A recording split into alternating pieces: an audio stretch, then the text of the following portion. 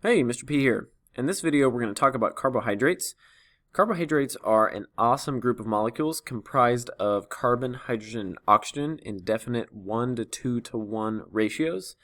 You can see that in this thumbnail, you obviously have carbons, you have oxygens, and you have hydrogens. And that's all you see because that's all that carbohydrates contain. And so in this video, we're going to talk specifically about what carbohydrates have in terms of their structure and what they're used for in terms of their function. And so without further ado, let's get started.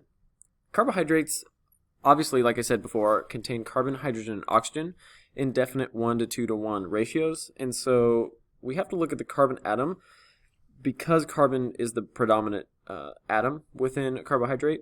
In fact, carbohydrate literally starts carbo, and the carbo prefix on carbohydrate means carbon.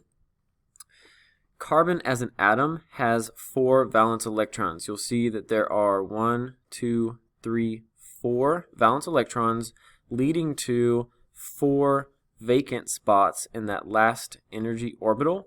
And because there are 4 valence electrons and because there are 4 open spots, the carbon atom can actually bond up to 4 times.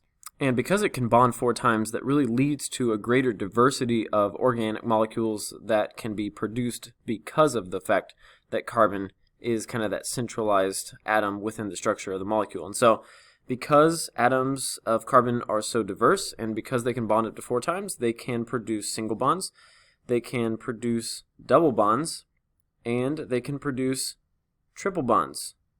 As you can see here, 1 bond, 2 bonds, triple bonds. The diversity doesn't stop there. They can obviously create chains. Obviously, these are chained molecules where they're linear in nature. They can create rings, which can be seen here, where they actually start and stop with a specific carbon. And they can also create branching chains, where you not only have chains like these that are linear in nature, but they also can branch off of each other to create these branching chains. The branching chains can actually be beneficial in structural applications like cellulose, which is a structural polysaccharide found in plants. We'll talk about that in a minute.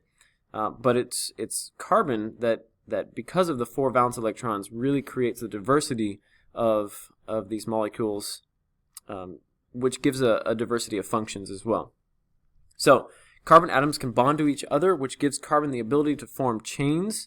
Like we said over here, this is a chain, this is a chain, this is a shorter chain, this is a little bit longer chain, this is a very long chain. They can get even longer than that.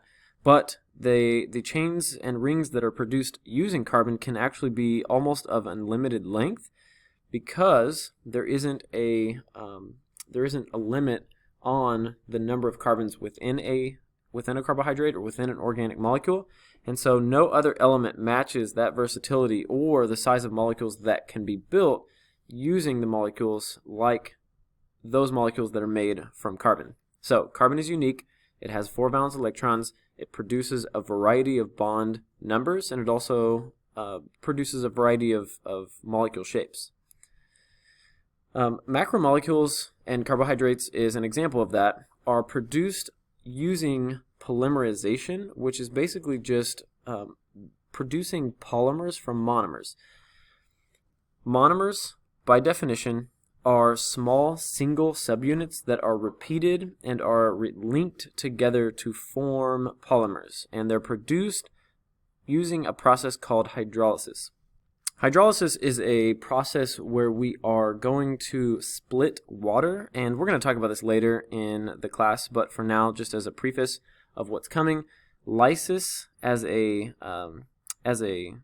suffix means to split. So hydrolysis is to split. Hydro means water. So what do you think that means? We are going to split a water to produce monomers by breaking the bond, and again, I'm going to go over all this, but by breaking the bond that holds the monomers together, we can actually start pulling these individual monomers off from a polymer as we break it down. It's a form of catabolism. You don't need to know that for this class, but I want you to be familiar with this word as we move into future topics. Hydrolysis is splitting water. It is breaking larger molecules down into individual monomers, which is why it says produced via this process. That's how monomers are produced. Now polymers, on the other hand, are produced via a different process. It's called dehydration synthesis. Dehydration synthesis is a form of anabolism. Synthesis means to, back up, means to build, and dehydration means to remove water. Just like you can get dehydrated by losing water, this is remove water to build. So we're going to build up these larger molecules called polymers, and in carbohydrates case, that polymer is a polysaccharide, but we're going to build up these larger molecules or polymers by removing water, and it's the exact opposite of hydrolysis. We're actually going to take an OH from this and an H from this. We're going to put the OH and H together to form water, H2O. And because we took something from this molecule and we took something from this, it opened up a bond spot that is now going to allow these two molecules to actually bond to each other, and that's what actually links that monomer to this growing chain of monomers, which produces a polymer. It's called polymerization, and it's produced via dehydration synthesis. So there are four major groups of macromolecules: the carbohydrates, lipids, nucleic acids, and proteins. And for the purpose of this video, we are only focusing on the carbohydrates. Okay, so what is a carbohydrate? Carbohydrate is a molecule that contains carbon, hydrogen, and oxygen in a 1 to 2 to 1 definite ratio. Okay, macromolecules can be carbohydrates, lipids, nucleic acids, or proteins. We're going to cover all four of those major groups in different videos. For the purpose of this video, carbohydrates only. And carbohydrates are carbon, hydrogen, and oxygen in a 1 to 2 to 1 ratio. And the function of carbohydrates is to provide short-term energy storage for plants and animals. Okay? So, as I said, carbohydrates are made of carbon, hydrogen, and oxygen in that 1 to 2 to 1 ratio. And they are functional and structural at various levels within plants and animals. And so what I mean by that is we first have to start at the most basic level, which, just like in any macromolecule, is the monomer. The monomer is the single subunit that is going to make up the polymer. Using that process of polymerization, the monomer in carbohydrates case is called a monosaccharide, and the chemical formula for a monosaccharide is C6H12O6. Notice this is a 6 to 12 to 6 ratio, which, if simplified, is simplified to a 1 to 2 to 1 ratio. You always see that ratio within carbohydrates. And there are three examples of monosaccharides that I want you to know: glucose, fructose, and galactose. Okay, now there's an image here which obviously is showing you anabolism. Okay, it's showing you that dehydration synthesis I talked about. It's showing you how polymerization works. It shows you how larger molecules are made from smaller molecules, and it has to do with this one. Okay, this is a single monomer. It's a single monosaccharide. Glucose is an example of a single monosaccharide. It has the chemical formula C6H12O6. Okay, you can count up all the carbons, you can count up all the hydrogens, count up all the oxygens, and it would be C6H12O6. Dehydration synthesis works by removing an OH from one monomer, by removing the H or NH from the second monomer. When you put an OH and an H together, you get H2O, which we know as water. So we've removed water, we've dehydrated our molecules, and because we have stripped this oxygen with its hydrogen, or we've stripped this hydrogen off of this oxygen now needs to bond to something, because it now has valence electrons. It needs to share electrons to form a covalent bond. This carbon, which is sitting here, okay, those little angles in rings denote carbons, or stand for carbons, and so there's a carbon sitting here. We've stripped off its oxygen, or in this case hydroxide, and so it wants to bond to something. So what's going to happen is this carbon is going to form a bond with that oxygen, and if we progress over here, you'll notice that this carbon did produce a bond with that oxygen, which is now kind of right in the middle, or shared evenly between this ring and this ring to produce a double ringed structure that is now sucrose. So we put a glucose together with a fructose. Both glucose and fructose are both monosaccharides. When we link these monosaccharides by dehydration synthesis, we produce a sucrose molecule, which is a dimer. Okay, it's a two-ringed structure. We call that, in the case of carbohydrates, a disaccharide. Okay, monosaccharide. Mono means one. Di means two. Okay, and so this structure has two rings, so it's a disaccharide. And so what are other disaccharides? Organisms use carbohydrates to store and release energy, as well as for structural support and protection. We're going to talk about that in a minute, but that is the function of carbohydrates.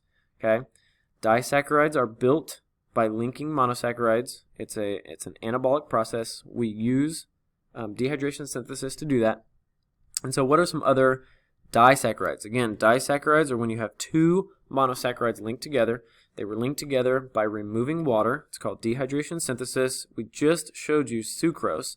So sucrose obviously is an example. You can see that here. Lactose is another example, and maltose is the third example. So we have three examples of monosaccharides: glucose, fructose, and galactose. We also have three examples of disaccharides, and you can actually see how each of them are made. Sucrose is made by linking a glucose and a fructose. Okay, glucose, fructose.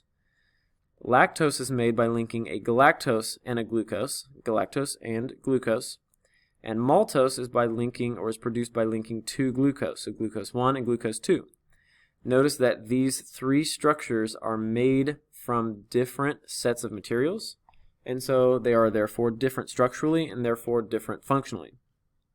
But all three are disaccharides and are produced by linking two monomers together. Okay, we call those disaccharides.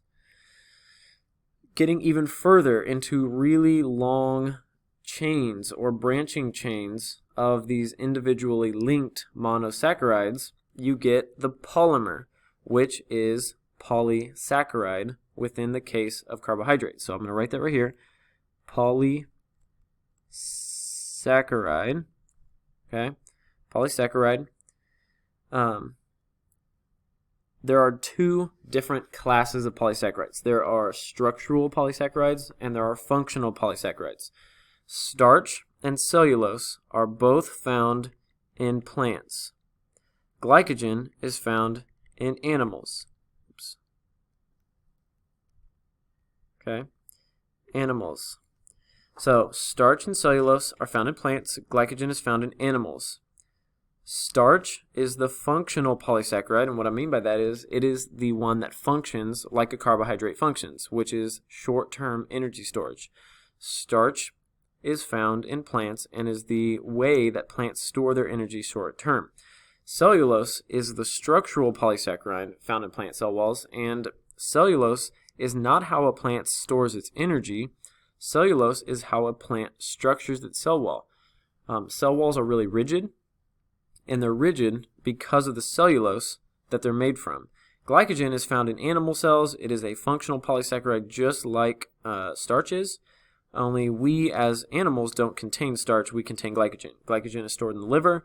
It's how we store our energy short term. If you need to remove glucose from your blood, you're going to remove the glucose from blood and store it as glycogen in the liver.